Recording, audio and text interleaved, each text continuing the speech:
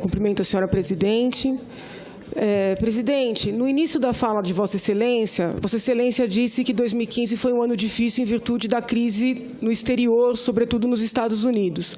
Eu gostaria de saber se Vossa Excelência poderia explicar por que o Chile, o Peru, o Paraguai, a Bolívia e o México cresceram, apesar desta mesma crise. Em que medida essa crise atingiu o Brasil e não atingiu estes países? Também gostaria de saber de Vossa Excelência por que não foram feitos cortes em 2014 e foi feito um corte histórico em 2015. Eu pergunto isso porque nós juntamos aos autos algumas matérias jornalísticas que mostram que o ministro Mantega teria aconselhado Vossa Excelência a fazer cortes em 2014 e que Vossa Excelência teria dito que não o faria porque isso prejudicaria a reeleição.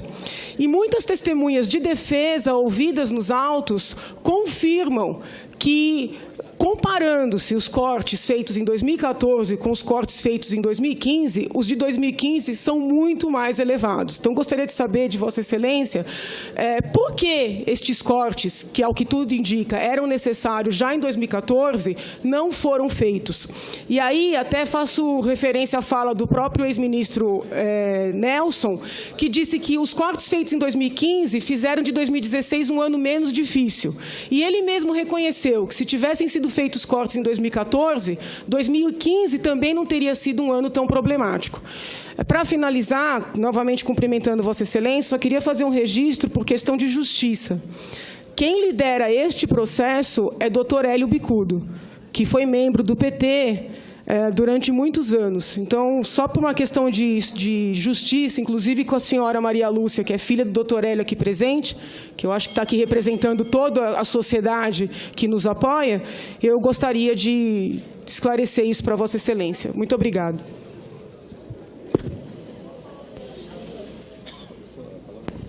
Sem gestos, por gentileza. Os outros. Senhora presidente. Pois bem, respondendo à doutora Janaína. Doutora Janaína, eu sinto informar a senhora, mas, por todas as estatísticas disponíveis no Brasil, a crise não começa em 2014. Ela se intensifica no final de 2014. E isso fica claro, por exemplo, quando se olha, por exemplo, me dá aqui as estatísticas, que elas não estão aqui, por favor. Vamos ver se eu acho. Quando se olha, por exemplo, eu sei de cabeça, a queda no preço das commodities agrícolas, elas se intensificam a partir de outubro. Se tem uma queda bastante significativa. O índice CRB é o índice de todas as commodities. Percebe-se que é aqui que começa a queda. No ano de 2014, que começa aqui, 1º de janeiro, você não tem uma queda forte, a não ser a partir de outubro. Não é eu que estou dizendo isso, isso são dados reais. Portanto, não só esse, mas, por exemplo, o preço do petróleo, o WTI, você tem o WTI e o Brent, eles vêm altos e começam a cair. E a queda se aprofunda vertiginosamente em janeiro. Quase todas as commodities no Brasil tiveram esse comportamento. Algumas tiveram um comportamento diferenciado porque começaram a cair em setembro. Mas a grande maioria começa a cair em outubro e se intensifica em janeiro. E de forma pronunciada em janeiro, onde há a maior queda em todos os países do mundo na área de commodities. Isto não foi eu que escolhi. Nós vivemos, no período de 2014, uma transição entre uma fase do ciclo, que era, enquanto o mundo desenvolvido, onde tinha começado a crise, em 2008 e 2009, afundou em 2008, 2009, 2010 e 2011, nós continuamos segurando e não afundando. A partir de um determinado momento, nós tivemos uma queda brutal. Essa queda brutal começa no final do ano de 14, a partir de outubro de 14, e se intensifica e torna-se extremamente pronunciada. É só ver o desempenho dos preços a partir de janeiro. A partir de janeiro, por exemplo, o petróleo afunda, sai daqui, em outubro, e cai aqui, no dia entre janeiro e fevereiro de 15. Considerando que o petróleo, o minério de ferro, tiveram um comportamento parecido e que o comportamento das commodities agrícolas vinha desacelerando a partir de setembro, começa o mais forte em outubro e despenca a partir daí, nós temos um cenário de extrema preocupação econômica, que de repente coloca diante de nós as dificuldades que é gerir o país no momento de uma intensificação dessa natureza. Eu acredito, advogada Janaína, eu acredito que nós teríamos conseguido superar esse processo se por acaso tivesse havido menos politização na tentativa de inviabilizar o meu governo, que começa, senadora, logo depois da minha posse, aliás, minto, logo depois da minha eleição.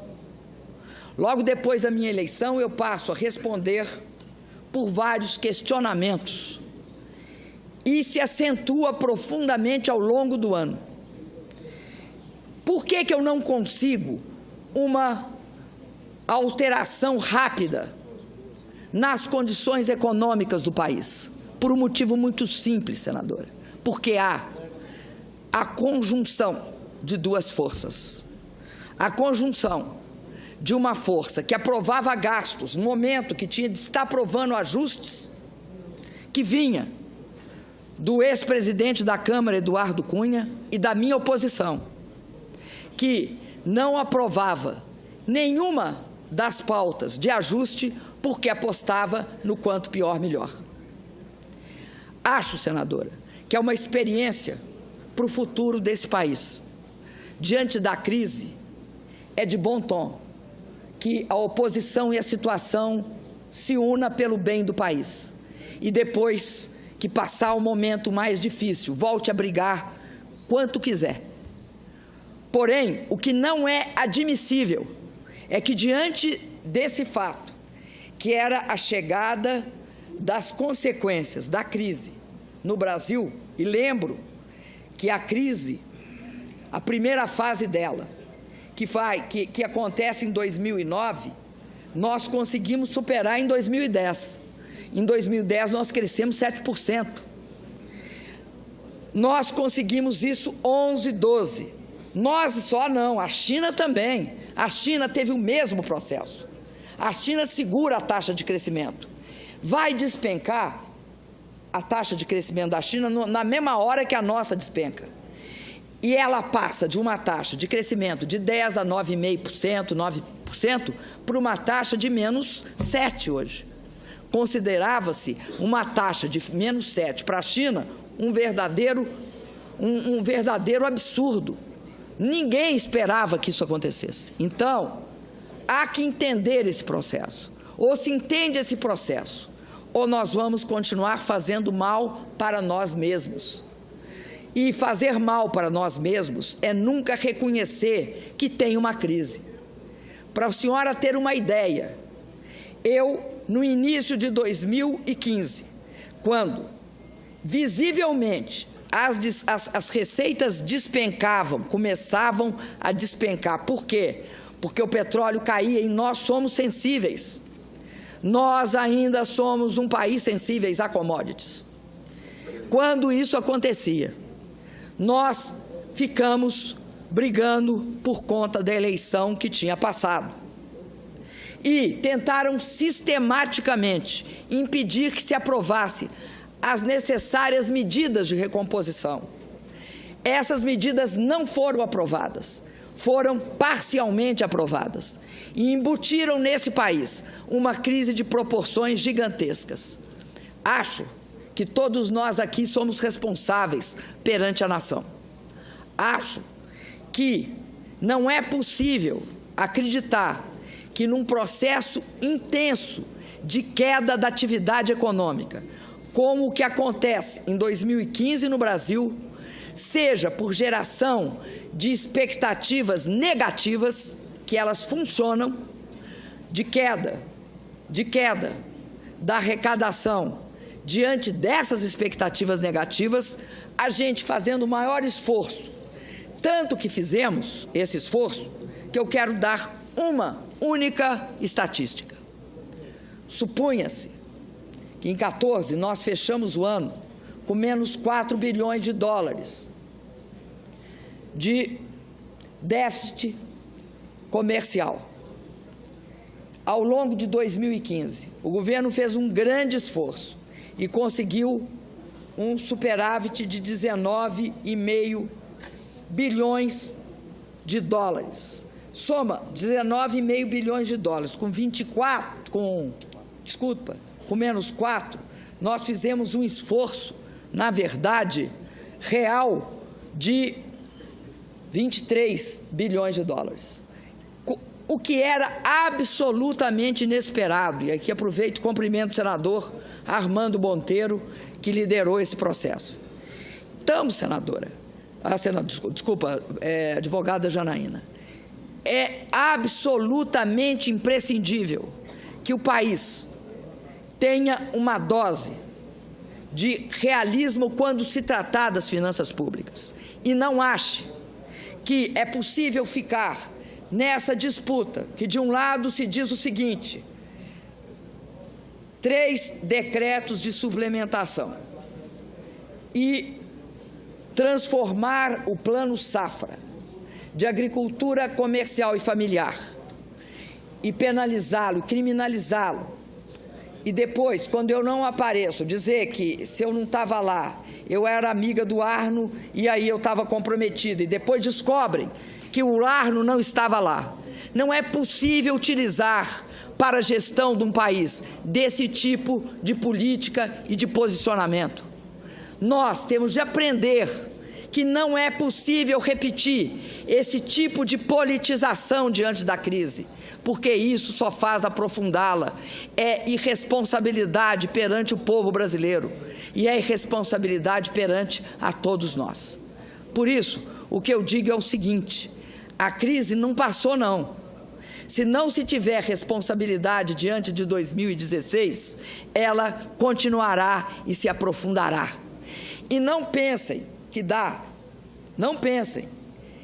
para chegar, a não ser que queiram parar. E aí, o pessoal aqui, senadores ligados ao agronegócio, quero alertá-los. Continue tratando dessa forma o Plano Safra, que haverá a maior queda na produção agrícola desse país. É isso que conseguirão com esse tipo de criminalização. Isso não é correto, não faz bem ao país, também não qualifica nós, nem como situação, nem como oposição. Tem momentos que nós temos de ter uma atitude proativa conjunta pelo bem do país. Agradeço a oportunidade que os senhores me deram.